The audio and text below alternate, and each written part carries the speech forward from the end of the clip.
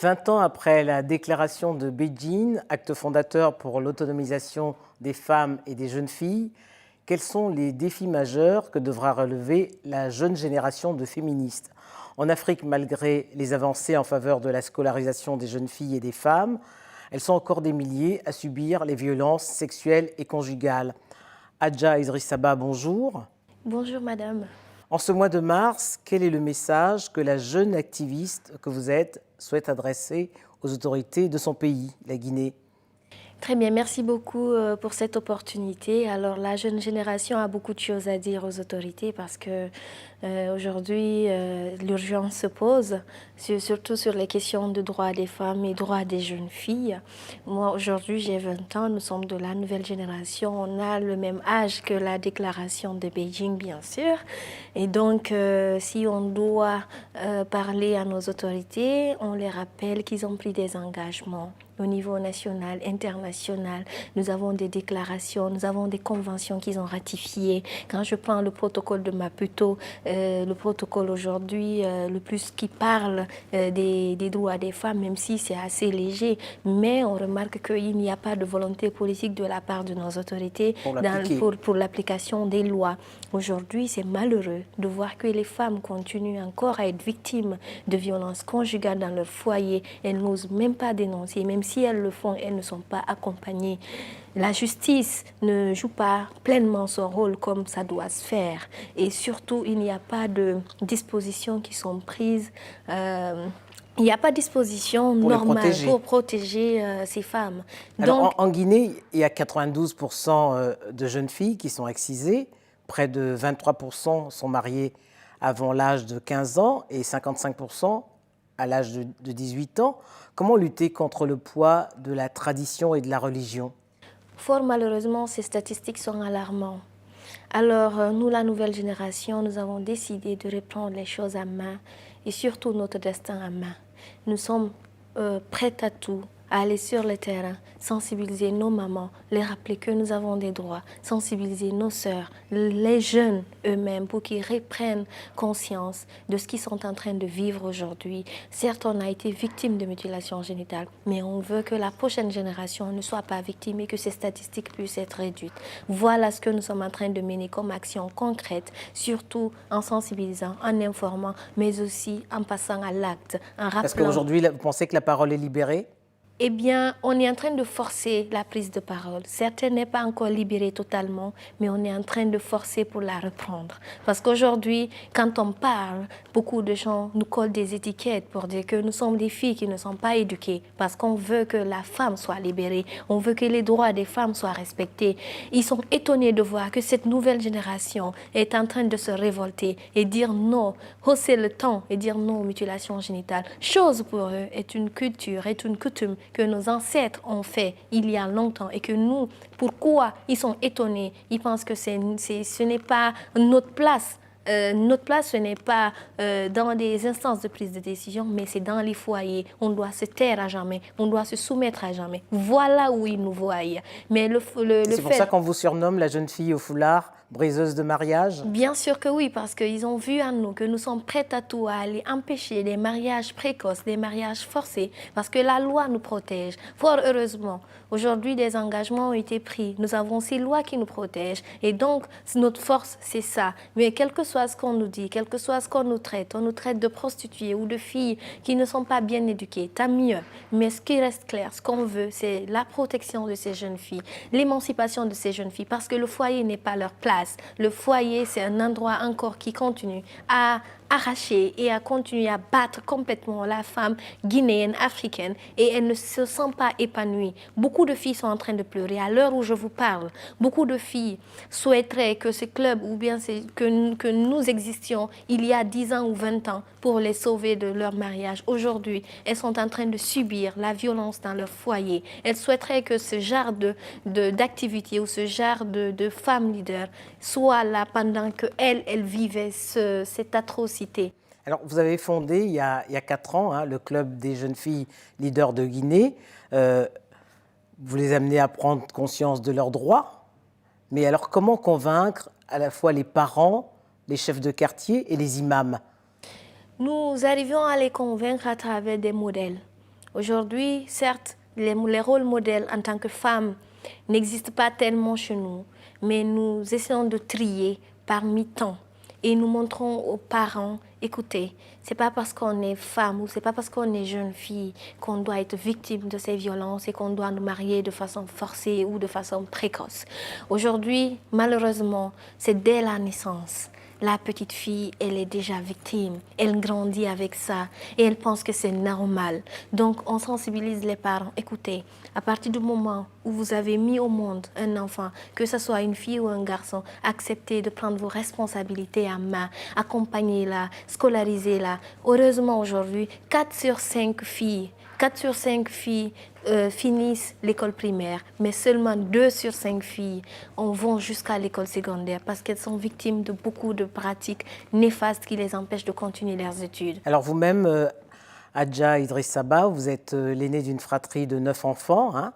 Vous êtes d'ailleurs la seule femme de votre famille à avoir été à l'école et à avoir entrepris des études supérieures. Et vous dites que c'est grâce à votre père qui a compris l'importance de l'éducation. Mais ça lui a valu les critiques de ses amis qui ont dit qu'il a perdu sa fille. Énormément, parce qu'aujourd'hui, la pression, elle est super forte. Le fait de me voir me battre pour le respect des droits des jeunes filles et pour l'émancipation de cette couche féminine, aujourd'hui, cette éducation m'a libérée. La scolarisation m'a libérée, ça m'a permis de prendre la parole et de connaître mes droits. Voilà où je veux voir les autres jeunes filles. C'est pour cette raison que je mène ce combat, parce que je me dis que c'est mon devoir, il faut que je le fasse. Si j'ai eu la chance d'être à l'école, mes parents l'ont compris. Certes, la pression est énorme, ils sont en train de dire ce qu'ils veulent, mais tant mieux.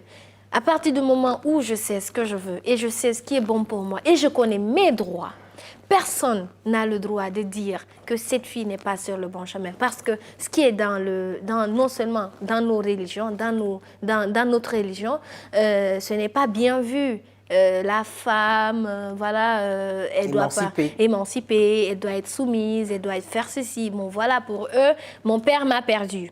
Mais je sais que mon père, il est fier. Il doit être fier. Et tous les parents guinéens veulent voir leur enfant où je suis. Et votre mère ? Ma mère aussi l'est, parce que c'est vrai que ma mère n'a pas eu la chance d'être à l'école. Ma mère n'a pas étudié, mon père n'a pas étudié. Et donc, pour eux, c'est un exemple. Ma mère, elle est fière. C'est une femme très douce, la plus soumise que je puisse connaître. Et c'est d'où je tiens mon énergie, parce que je me dis que c'est pas normal qu'une femme soit soumise à ce point. Elle doit parler. Vous voulez la venger.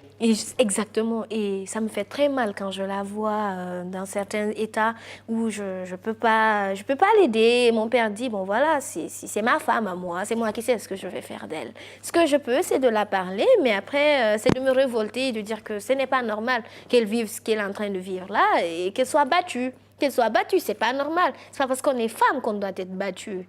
Et qu'on lui traite de tout, qu'on l'insulte parce qu'elle est femme dans un foyer, qu'elle doit l'accepter. Pourquoi cela? Enfin, moi, je pense que c'est une inégalité. C'est injuste que les femmes vivent cela et qu'elles continuent à vivre cela aujourd'hui. Et ça continue. À l'heure où je vous parle, il y a des femmes qui sont en train de subir cela. À partir du moment où tu es violentée, on te dit non. Pour sauver ton foyer, tu dois te taire, tu dois te calmer, tu ne dois pas dénoncer, tu dois pardonner. Alors comment vous expliquez à Adja Idriss Saba que votre père soit comme ça vis-à-vis de votre mère et qu'il soit beaucoup plus tolérant vis-à-vis de vous?